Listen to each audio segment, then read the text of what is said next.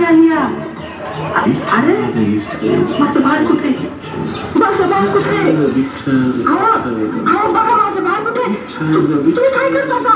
अहो माझं बाळ कुठे? अहो काय चाललंय तुमचं? तुम्ही काय करता? माझं बाळ बघा मी कुठे तुम्ही ठेवताय?